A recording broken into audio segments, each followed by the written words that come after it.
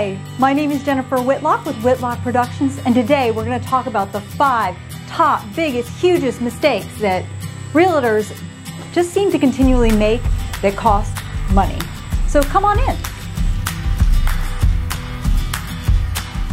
Thank you for joining us today. I just wanted to give you guys all a round of applause for joining us.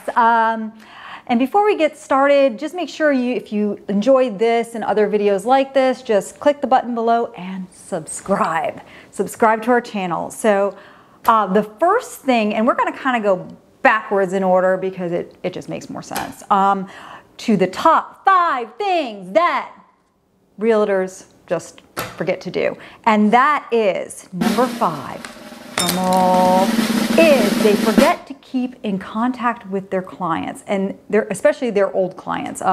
This seems like an obvious no-brainer. You spent like probably, if you're a buyer's agent, you probably spent like, I don't know, a couple of months with these people. If you're a seller, you probably still spent a couple of months with these people. Why just not continue that relationship? They are a great source of referrals, etc., etc. So I thought I'd give you 3 good ways to keep in contact with them that is kind of fun.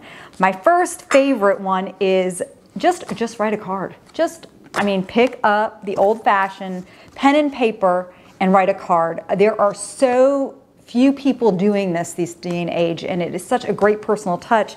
I got these fun cards from Minted, and this one says, thinking of you. I got this other one that says, I'm here for you. I'm here for you.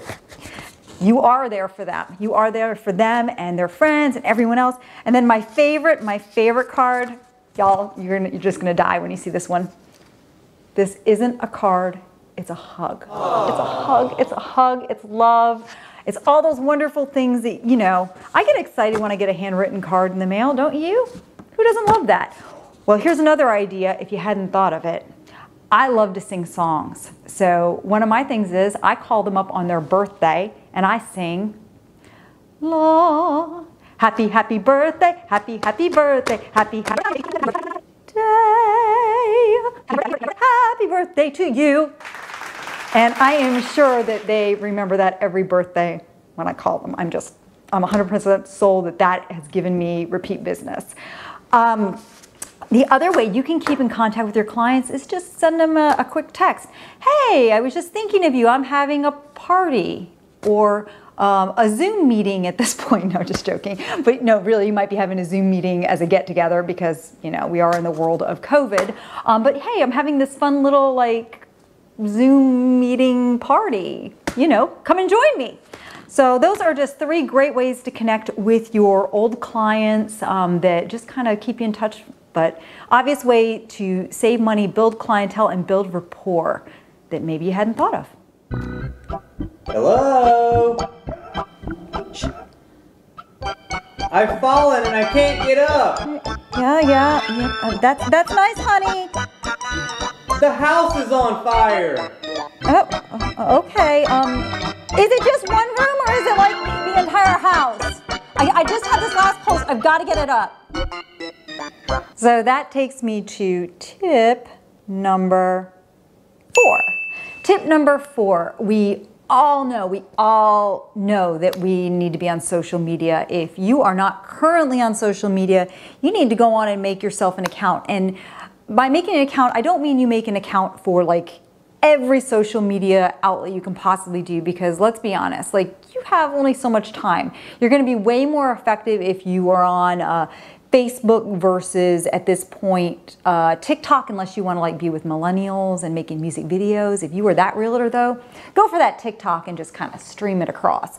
But what you want to do is pick a social media platform and you are going to saturate it. And the way you saturate it is by writing good content. And as much as I love to see your puppies and your, how about your cup of tea, I don't really see how that pertains to real estate unless you're gonna write hey, on my morning, I went and walked my puppy and I saw a great house for sale, and then I had myself a cup of tea with my client. Yes, that is the way to segue your picture or your random picture of your puppy that you were just dying to share with the world to everyone else. The third thing that when you're doing social media that you kind of really want to think about is like how often you're posting. Because you're looking to saturate basically Facebook or Instagram or TikTok or whatever you choose, you have to post kind of often. Posting once a week, you might as well really not bother with that platform unless you're just putting up a portfolio, which is kind of pointless. They say that statistically you're supposed to post once a day to twice a day. I know that's a ton. That's just a ton to post. So what you're going to want to do is make like a marketing calendar. And what that is that you're going to go sit down maybe on a Monday and you're going to plan out 2 weeks, like 2 solid weeks of posts of like what's important, what's going on in your business, because people are interested in your business. They want to know what you want to do. They want to know what you have to offer the world, and you want to show them what you have to offer the world. So you're going to schedule those posts. They're going to go out on time. They're going to be twice a day so people will see them. Also something to kind of think about, like when you're looking at Instagram, you don't see everyone's post as they post it. The algorithm in Instagram will only show a certain amount of posts. So even though you feel like you're posting like, oh my gosh, I'm posting so much, these people are going to be sick of me, that is not the case. They're probably not even going to see half the posts that you end up doing. So it's okay if you want to do repeat content, go for it. Go for it. Anything's game. Social media is super fun. You can make music videos. You can connect in a way that you could never ever connect on a website. So if you're not in social media, you just need to go on and get on social media. Just like subscribe for that Instagram, Facebook, whatever you need to do to get yourself ahead in business. And the best part is it's free. So get on Instagram, get on Facebook. Tip number 3 is, well, hold on a second, I gotta have myself a little bit of tea because it's been a long day. Not promoting consistent niche branding. Now, why you might not think this is important, it is super important, because if you don't know who your ideal client is, they have no clue who you are. So let's take a look at this slide. Look at this slide. We have 2 separate pictures. We have one on the left, one on the right. The one on the left, we see this girl. She looks clean, she looks polished, she's working with someone else. This looks like kind of an urban setting. I would guess that this agent is probably pretty busy. Her pictures look pretty high quality. Looks good.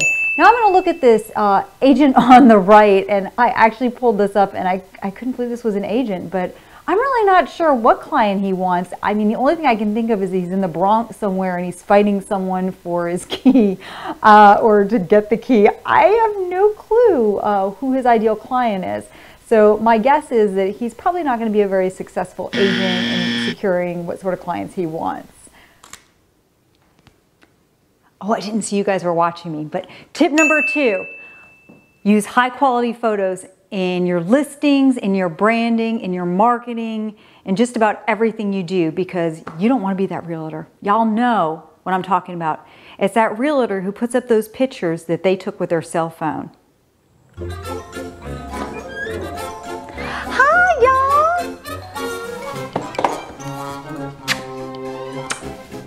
My name is Edna, and I'm your professional realtor, and I'm here today to take pictures with my cell phone of your home. Yay! Here we have 2 pictures, one on the left, one on the right. Which one do you guys think Edna probably took? Yes, if you guessed the one on the left, you're probably right. What I want you to know about these properties is they are about in the same price point. Which one do you think you would want to go see if you were a buyer looking on the MLS? Which one do you think is going to get more money, which means a bigger commission check for you? Yeah, if you guessed the one on the right, you are correct. I am 100% positive that one on the right is going to sell for top dollar, and that one on the left might be overlooked very easily on the MLS in the slew of other homes that are photographed by professional photographers. Now everything's going to come full circle. I want you to take a look at that lovely home that I was shot with a cell phone. Yeah, and the picture of the realtor who most likely sold it. I want you to notice the low quality of the photo in both of them. That is kind of home I would expect that realtor to sell. Now looking at that beautiful blue home on the right that was professionally photographed, And the branding pictures for the agent, you can see that it makes a match. It's cohesive, it's coherent, it makes sense. I would expect, like I said, this realtor is going to make more money for her listing, which equals larger commission checks for her. She'll be able to increase her clientele, which will give her better listings probably in no time. And that brings me to tip number 1, not building your online presence, or really for that matter, just not being online. Hey, Janny. Yeah, I can't do our daily wiffle ball practice because I'm building my online presence. Wow, that sounded like it was a dramatization. In reality, that is exactly what you should be doing if you want to save yourself money, time, you want more clients, you want them coming through the door.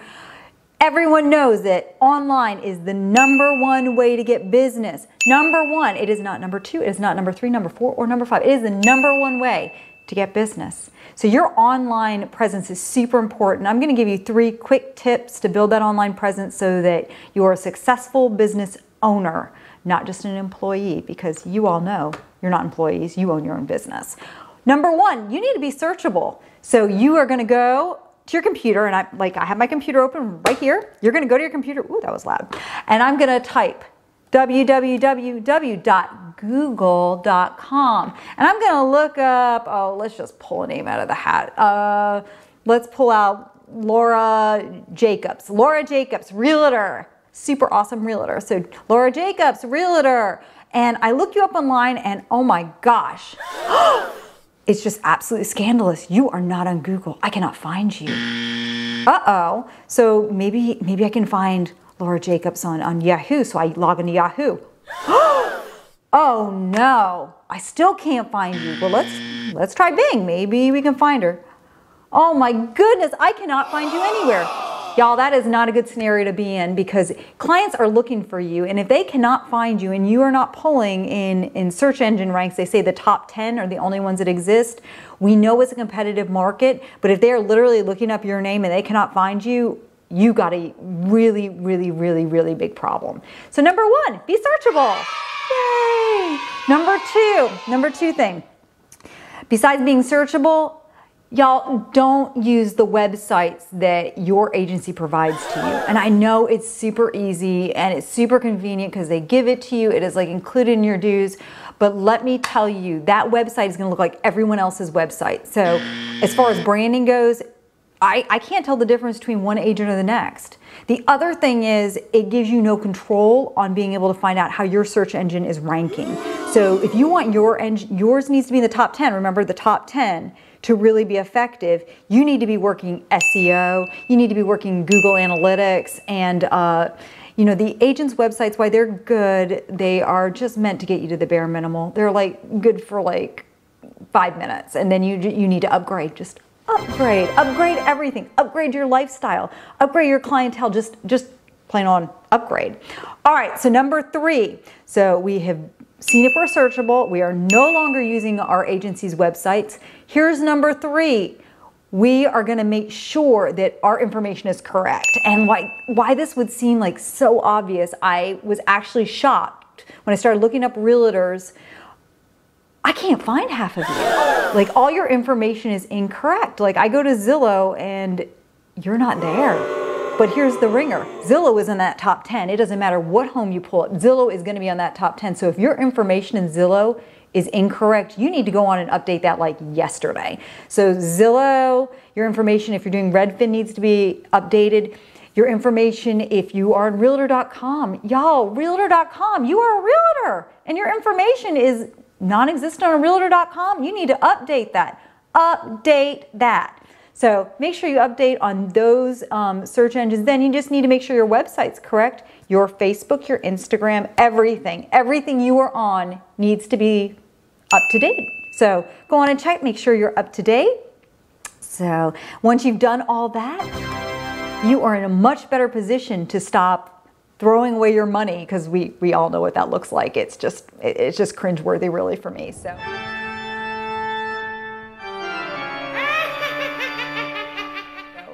I want to thank you guys all for joining me today on our top 5 tips on what realtors basically screw up and how to fix it. So thank you so much. If you guys want, come and join me by subscribing below or visit our website at www.whitlockproductions.com. We'd be glad to come out and take those professional pictures you need or create that branding that you need. See you soon.